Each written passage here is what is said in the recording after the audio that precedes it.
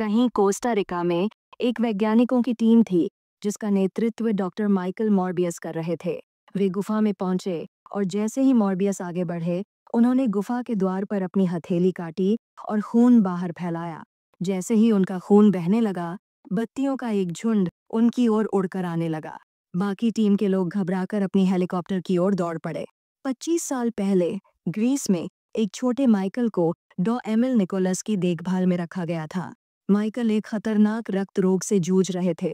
उसी संस्थान में एक और बच्चा आया जो इसी रोग से पीड़ित था और माइकल उसे मिलो कहकर बुलाते थे, क्योंकि पहले वहाँ एक बच्चा था जिसका नाम भी मिलो था।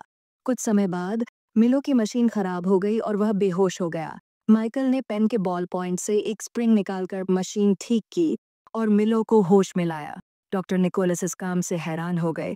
फिर कुछ समय बाद मिलो को कुछ बच्चे तंग करने लगे और उसे मार पीट रहे थे।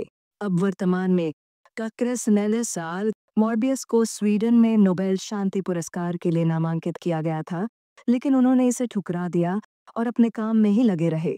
वे एक लड़की अन्ना का इलाज कर रहे थे जो उसी रोग से पीड़ित थी जिससे वे खुद जूझ रहे थे।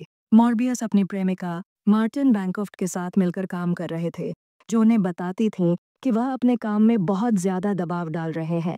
यह भी कहा जाता था कि मिलो, जो अब बड़ा हो चुका था, उनके प्रोजेक्ट के लिए धन दे रहा था। मॉर्बियस का मानना था कि बैच डीएनए को मानव रक्त के साथ मिलाने से वह अपनी बीमारी का इलाज कर सकते थे। गुफा से बैट्स लाकर वे इस परियोजना में जुट गए थे। वे अपने प्रयोगों की शुरुआत एक चूहे पर करते हैं जो पहले मर जाता है, लेकिन कुछ समय बाद अन्ना को मिर्गी का दौरा पड़ता है। लेकिन मॉर्बियस उसे जल्दी संभाल लेते हैं और उसे गंभीर नुकसान से बचा लेते हैं। जब मार्टिन लैब की ओर देखती है तो उन्हें पता चलता है कि चूहा जीवित हो गया है। मॉर्बियस का सीरम सफल हो चुका है। मॉर्बियस मिलो और डॉक्टर निकोलस से मिलने के लिए एक जहाज पर जाते हैं ताकि अपने प्रयोगों के लिए और अधिक धन जुटा सकें। मिलो, मॉर्बियस दोनों अब भाई जैसे हो गए थे। मॉर्बियस की हालत बहुत खराब हो रही थी और वह मिलो से मदद की गुजारिश करते हैं ताकि उनका इलाज समय रहते हो सके। मॉर्बियस अपनी टीम को लेकर एक जहाज पर अगली स्टेज के प्रयोग के लिए जाते हैं, जहां मार्टिन उन्हें सीरम लगाएंगी। प्रक्रिया के बाद मार्टिन एक क्रू मेंबर से लड़ाई करती हैं और तभी उन्हें पता चलता है कि डॉ मॉर्बियस ने अपने बंधन तोड़ दिए हैं। अचानक वे उसे सीलिंग पर रेंगते हुए पाते हैं और वह उस आदमी पर हमला कर देता है।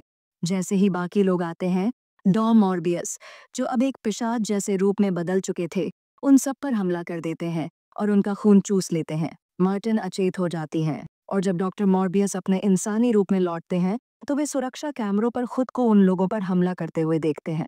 एफबीआई एजेंट साइमन स्ट्राउड और ऑल रॉड्रिगेज इस क्राइम सीन की जांच करने के लिए आते हैं। मार्टिन को जीवित पाया जाता है, लेकिन मॉर्बियस वहां से भाग चुके होते हैं और उन्होंने एक मर्डर की कॉल कर दी होती है। मिलो और निकोलस भी इस घटना के बारे में सुन लेते हैं। मॉर्बियस अपनी लैब में अकेला हो जाता है ताकि अपनी नई स्थिति को समझ सके और अपनी भूख को शांत करने के लिए रक्त के नमूनों पर निर्भर रहता है। जैसे जैसे वह अपनी नई चमगादड़ी जैसी शक्तियों को सुधारने की कोशिश करता है, उड़ने, सुपर स्पीड, ताकत और तेज प्रतिक्रिया समय, लैब में रखे चमगादड़ भी उसे अपना नेता मानने लगते हैं। इसी दौरान माइलो उसे ढूंढ निकालता है जब वह अपनी राक्षसी रूप में फिर से बदलने की कगार पर होता है, लेकिन माइलो उसकी मदद करता है और उसे खुद पर काबू पाने में मदद करता है। मॉर्बियस समझता है कि सीरम ने उसकी बीमारी का इलाज किया है, लेकिन माइलो उसे सीरम लेने की जिद करता है, जबकि मॉर्बियस उसे नकार देता है क्योंकि वह जानता है कि इसके खतरनाक परिणाम हो सकते हैं। एक दिन मॉर्बियस अस्पताल में अपनी दोस्त मार्टिन से मिलने जाता है, लेकिन वहाँ एक नर्स को एक पिशाच जैसा जीव हमला करके मार देता है। हालांकि यह काम मॉर्बियस का नहीं था। जैसे ही वह यह खबर सुनता है, स्ट्राउड और रॉड्रिगेज आकर उससे पूछताछ करने लगते हैं और वह उन्हें चकमा देकर भागने की कोशिश करता है, लेकिन अंत में वह पकड़ लिया जाता है और एक डिटेंशन सेंटर में भेज दिया जाता है। स्ट्राउड और रॉड्रिगेज उसकी कड़ी पूछताछ करते हैं, लेकिन जल्द ही माइलो उसे मिलने आता है। माइलो अपनी छड़ी छोड़कर जाता है, जिससे मॉर्बियस को एहसास होता है कि माइलो ने सीरम ले लिया है और वही नर्स को मारने वाला है। मॉर्बियस फिर अपनी पिशाच रूप में बदल जाता है और कैद से बाहर निकल आता है। वह माइलो को देखता है, जो अब एक पिशाच बन चुका है, और एक आदमी को मार डालता है। माइलो फिर उसे अपने साथ जुड़ने के लिए मनाता है, लेकिन मॉर्बियस उससे लड़ने के लिए मेट्रो सबवे में पहुंच जाता है। यहाँ दोनों उड़ते हैं और एक दुर्घटना का शिकार हो जाते हैं। पुलिस आती है, लेकिन माइलो उन्हें भी मार डालता है। माइलो फिर मॉर्बियस का पीछा करता है, लेकिन वह सुरंगों में बच निकलता है। मार्टिन को अस्पताल से छुट्टी मिलने के बाद मॉर्बियस उसे ढूंढता है और उसे अपनी हालत के बारे में समझाता है कि उसे अपनी पिशाच प्रवृत्तियों को काबू में रखना होगा, वरना वह माइलो की तरह खून के प्यासे बन जाएगा। फिर वह एक और प्रयोगशाला पर पहुंचता है, जो जाली दस्तावेज बनाने वालों द्वारा चलाई जा रही होती है, और उन सभी को डराकर वहां काम करना जारी रखता है, ताकि एक ऐसा यौगिक तैयार कर सके जो उसकी पिशाचता को खत्म कर दे, भले ही इससे उसकी जान चली जाए। इसी दौरान माइलो एक नाइट क्लब में जाता है और वहां एक हिंसक आदमी से भिड़ जाता है। बाद में वह उस आदमी और उसके दोस्तों का पीछा करता है और उन्हें एक गली में मार डालता है। माइलो फिर मॉर्बियस और मार्टिन को एक साथ देखता है और उन्हें किस करते हुए देखता है, जिससे उसे मॉर्बियस की कमजोरी का एहसास हो जाता है। स्ट्राउड और रॉड्रिगेज जब क्लब में मारे गए लोगों के शवों को पाते हैं, तो वे सीसीटीवी फुटेज देखते हैं, जिसमें माइलो का चेहरा दिखाई देता है। अब उन्हें यह समझ में आ जाता है कि मॉर्बियस ही हत्यारा नहीं था।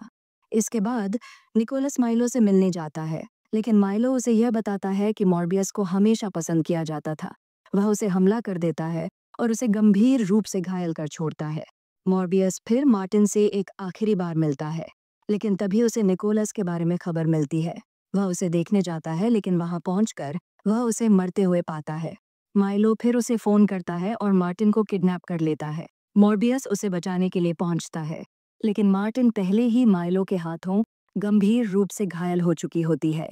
मार्टिन उसे अपनी खून देने की इजाजत देती है, जिससे मॉर्बियस और भी शक्तिशाली हो जाता है। वह अपने चमगादड़ों को बुलाता है और माइलो को घेर कर उसे पास आता है और उसे यौगिक इंजेक्ट कर देता है।